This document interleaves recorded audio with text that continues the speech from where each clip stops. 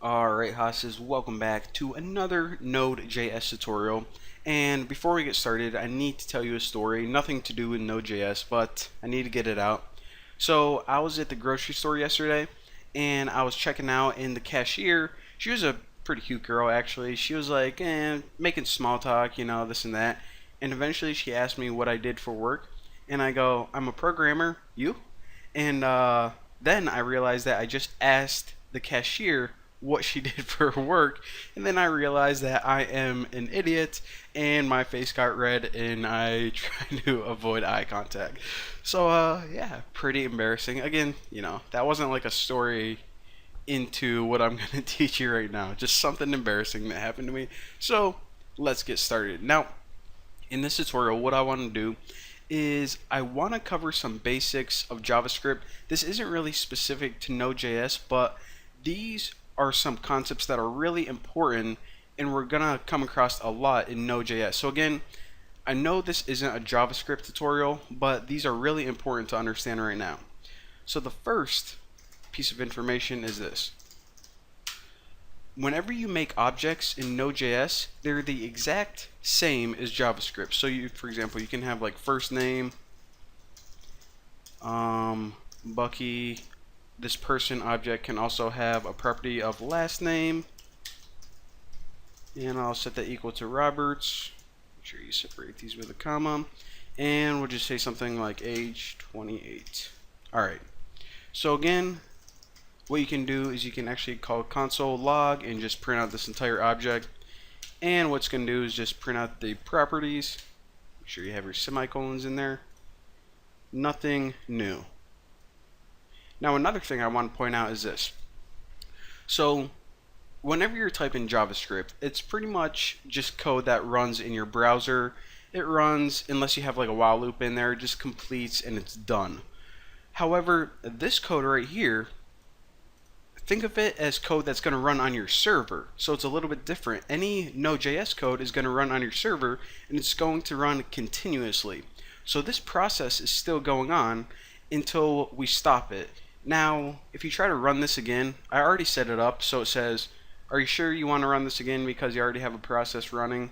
I set it up to just reboot it, but again, think of it like that. Again, all this code is going to run on your server. It's server-side code.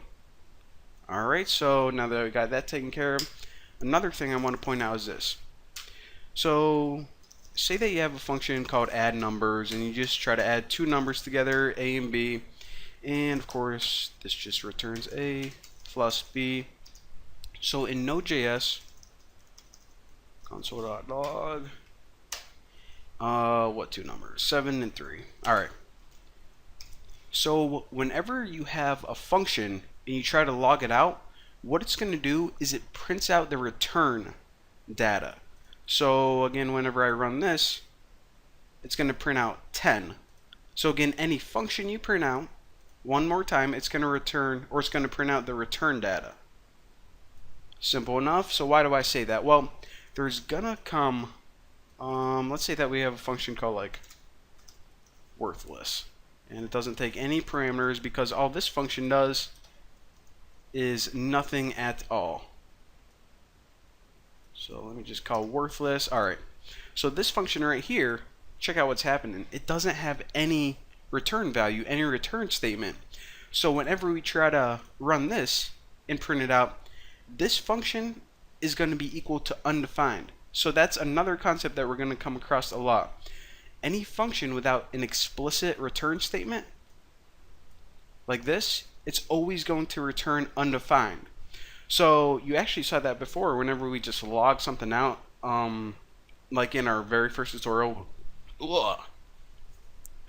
What the heck was that? Alright. Kind of embarrassing there. Alright. So, in our very first tutorial when we were just printing stuff out on the screen to test everything out, you saw that. That is why. Now, one other thing I want to show you guys is this. What you can do is you can actually have a variable, and we'll just say print bacon, and you can set a variable equal to an anonymous function.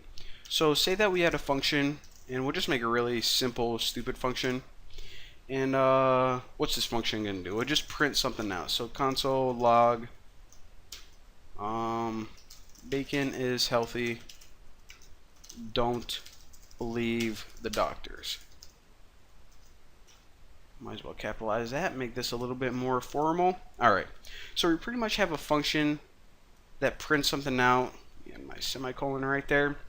And what we're doing is this. We're taking this entire function and we're setting it equal to the print bacon variable. So now we can just do something like print bacon, and look what's happening.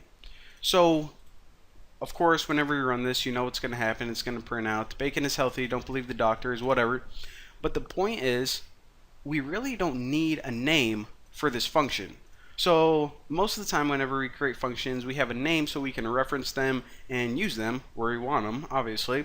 However, there really isn't a point to giving this function a name. So in Node.js, we don't need to do that. This is called an anonymous function. And another cool concept is we can actually take these functions and assign them to variables just like we would, you know, like a number or a string or anything like that.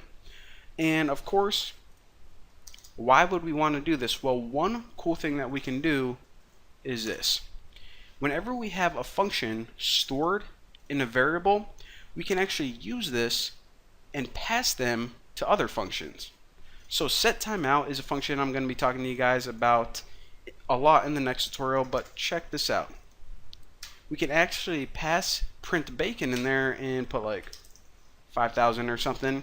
And again, I'm going to be talking to you guys about what set timeout means, but it pretty much means call this code in 5 seconds. So when I run this, of course, this print bacon is going to run first immediately. It's going to wait 5 seconds, and then it's going to call this print bacon from set timeout. So what am I trying to demonstrate here? Not printing crap out on the screen. I just want to show you guys that you can actually take functions, assign them to variables, and the benefit of this is we can actually use these inside other functions, and you're going to be seeing that a lot later on. So for now, thank you guys for watching. Don't forget to subscribe, and well, see you later.